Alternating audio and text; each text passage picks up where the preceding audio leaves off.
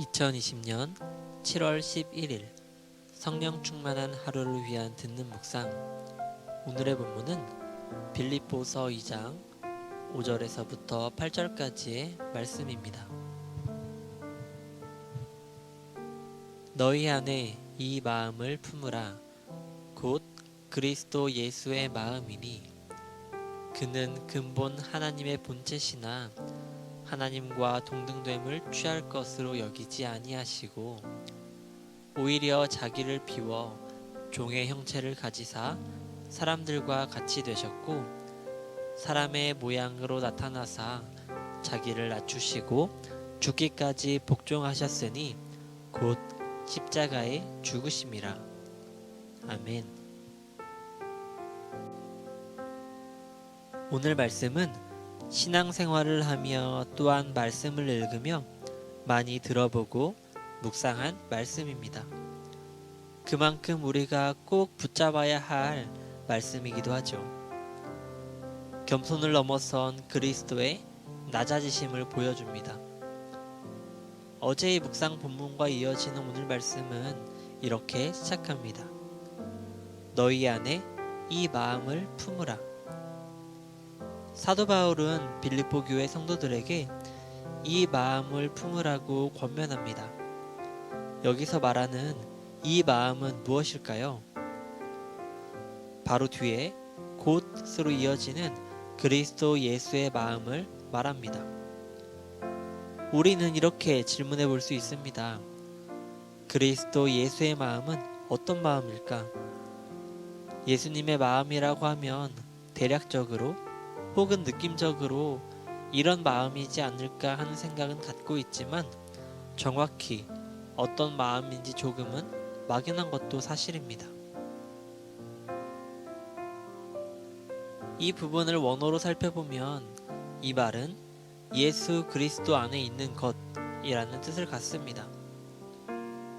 예수님의 삶과 모습을 통해 우리가 품어야 할 마음이 어떤 마음인지 생각해 볼 수 있는 것이죠.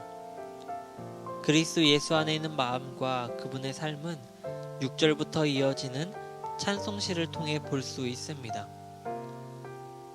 그 찬송시의 내용은 예수 그리스도가 하나님과 동일한 본체이시라는 것, 그분이 낮아지심으로 인간이 되셨다는 것, 그리고 십자가 순환으로 우리를 위한 구속 사역을 이루셨다는 것에 대한 고백들이 담겨 있습니다.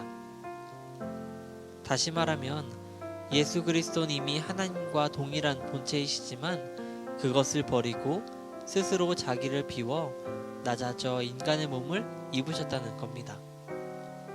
그리고 그 이유는 오직 하나, 인간을 죄와 사망에서 구원하시기 위함인 것이죠. 방금 설명 가운데 반복해서 나타나는 표현, 그리고 그것을 통해 우리가 함께 생각해 볼 수 있는 예수님의 모습이 있습니다. 바로 낮아짐이죠.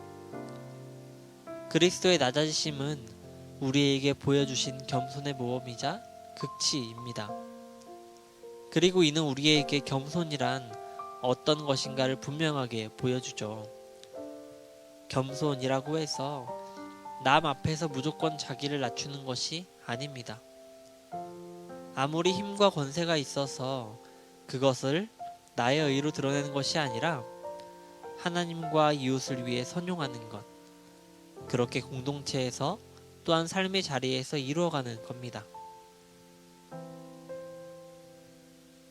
사랑하는 신광의 성도님들, 우리 신광교회의 표어가 그리스도께서 사신 것처럼 그렇게 사는 사람들입니다.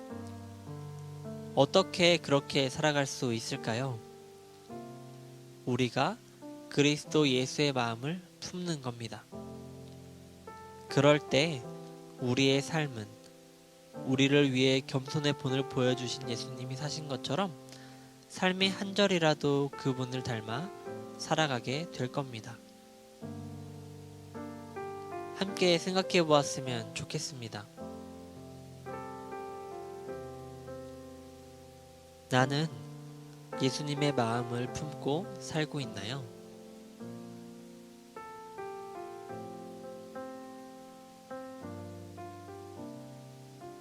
오늘 하루 동안 내 삶 속에서 할 수 있는 낮아짐과 섬김의 실천은 어떤 게 있나요?